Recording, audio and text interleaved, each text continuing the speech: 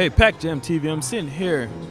I actually got some free time on my schedule, and I was blessed to have some free time on his schedule for him to do the interview. I'm sitting here with the voice of Jacksonville, everyone, Mr. Josh Jackson. DJ PackJamz, always good to work with you, man. How you doing? What's up, brother? How are you been? Doing great, man. Doing great. Just between games, living life, man. I mean, it's kind of hard to catch up with you. Where you at now? You at UNF? Yeah, I've been doing a lot of crazy things. Just finished up my basketball season over at the University of North Florida. Was blessed to come on there and do some photo dress work with them. Getting ready to start my 5th season with the Jacksonville Sharks, the arena football team here in Jacksonville. Which is a big deal. Them winners over there. Yeah. It's been amazing what's going on. Finished up my year with the Jacksonville Giants as well, the ABA team here in town, another championship team. So just been really blessed with what God has been giving me. I've got a great thing going, and I just want to continue to just keep rising and keep working. Now, I actually posted on the Facebook last night. Someone told me to ask you, how did you actually get into radio? Because their son wants to get into it. What's some advice that you got for someone trying to get into radio?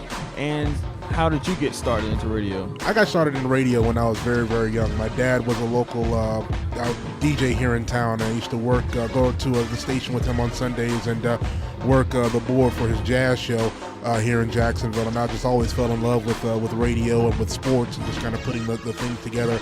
The best advice I can give to someone who's trying to get into this business is, find something that you love to talk about, whether it's sports or it's music, and just kind of cultivate that. I feel like, I've cultivated the fact that I love sports and I love radio, kind of putting those things together and talking about it and just becoming more educated about it, and just find something that you love and just go for it full board. Don't let anybody stop you from doing what it is that you want to do. So if it's radio, make sure whatever it is you decide to do, just be the best at it. Which is great advice to all the youth out there. So what's the favorite game do you like to call? I mean, you call everything. I know. What don't you call? I met you at the volleyball game. Exactly. So I've done some interesting games, but I think number one, I'm a Florida boy, so football is always going to be closer to my heart. Got to know that. Exactly. Whether it's arena football or the 100-yard field, football is always going to be a big love of mine. So I think the best game to call is a football game. Basketball runs a close second, and of course, I'm out here getting ready to call a baseball game here for Edward Waters, so that runs third. But I love calling all sports, but if I had to pick a favorite, it's definitely going to be football. And what's the best game you called so far? I mean, the most exciting game, because now. Oh wow! I done been to some Sharks games, and I was like, yeah. I know. Probably the most exciting game I probably have to go back to 2011, was the American Conference Championship game here in town, where we won the championship here for the American Conference. Got a chance to go over to Arizona to play in Arena Bowl 24, and I was blessed to go and call that game for the radio station here in town. And but I think probably my most favorite memory is probably that 2011 season. Yeah, the conference championship game. Yeah, the conference championship game and the Arena Bowl that year. Absolutely my most favorite memories as a broadcaster. Now, around town, you're well recognized because you're on the scene of every sporting event from, I mean, it's too much to name right now, but when people actually approach you in the streets like, hey, you the voice. Yeah. I mean, how do they approach you? It's just, are you that, I recognize your voice. Are you that guy that does the thing at the Sharks and the Giants and this, that, and the third? So a lot of times, I am very much a modest kind of dude. So I'm like, yeah, that's me. Like, oh my goodness, I can't believe it's you. You do such a great job. You get me so fired up at the games. And I think the weirdest thing that's ever happened to me is I still feel it's weird that people ask me for my autograph. I'm like, look, I'm not a player. I'm not a coach. You only hear my voice, but I mean, it's really cool. To be a realist now, you're more impactful to them than the players are. I guess. Because after a couple of beers, you're probably right.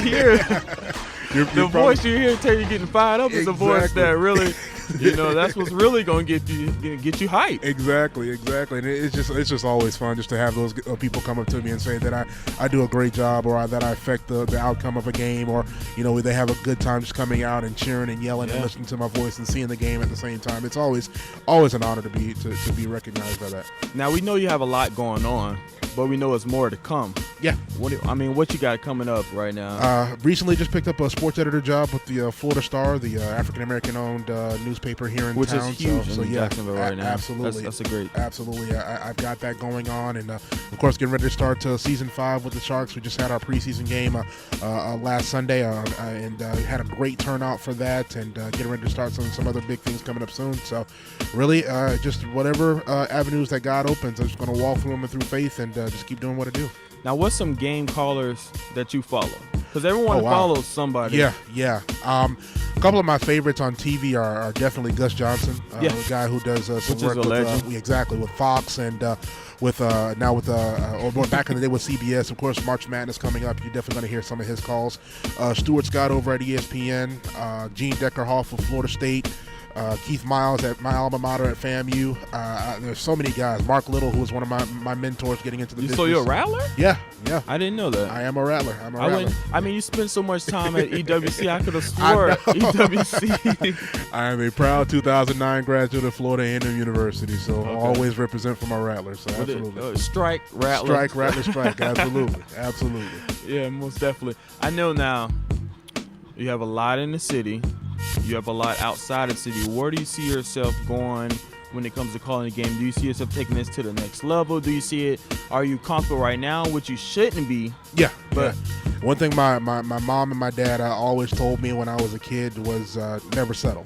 Never settle. And please repeat that one more time. Never settle. Thank you. Never settle. Thank you.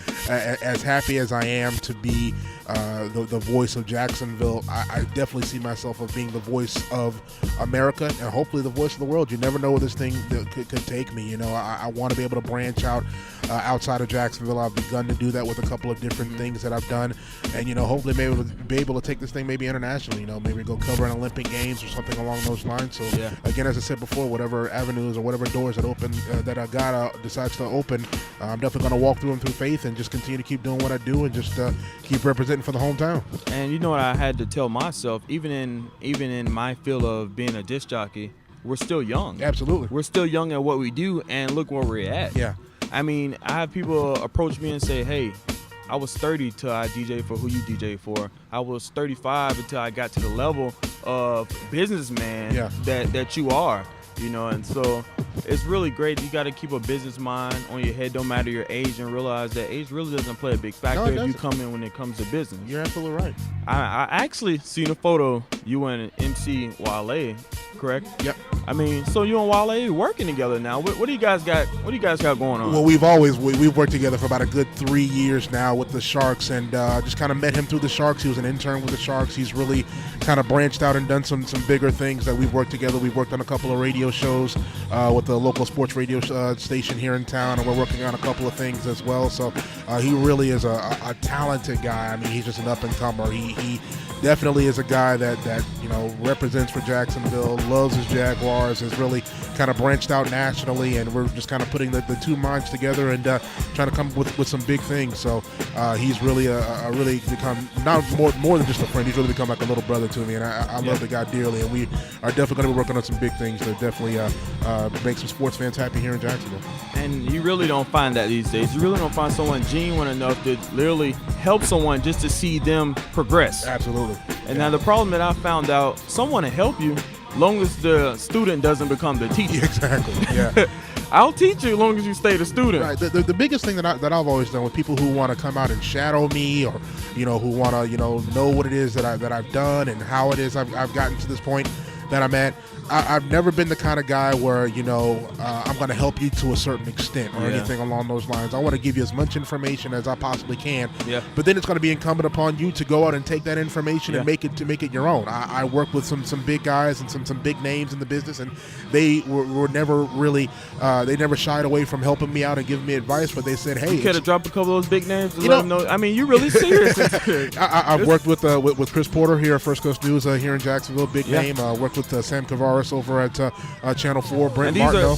Sam is a legend. Yeah, Sam is. That's the only person I ever knew to do sports in my lifetime on the news. Yeah, and Sam Kavaris, as I said, Mark Little, who was one of the first black sports broadcasters here in Jacksonville. Black who history. really helped me out with some stuff at Edward Waters, and I've kind of taken that to a bigger level. And they really just kind of gave me their advice. You know, they let me know what was going on, what I can expect, how to do this, how to do that. But then I had to go out and I had to incorporate my own style. Yeah. You know, I don't want to be viewed as stealing from somebody or anything along those lines. I want to take different things from different people that I've learned directly or indirectly and kind of make it on my own, give my own little flavor. And I think I've kind of done that. And that's the advice that I would give to anybody that would want to, you know, get into this business or follow or do whatever. You know, find different things from the different people that you like, but then go out and make it your own. Don't sit there and, you know, imitate somebody or do something along those lines. You know, make it your own. Give it your own flavor. Make it have your own voice, and that way it can stand out on its own. Most definitely. Most definitely. I think a lot of people these days, they're going to ride that coattail until you push them off the coattail, you know, and you can't get far with that. So everyone knows you're super busy. Explain a Josh Jackson week.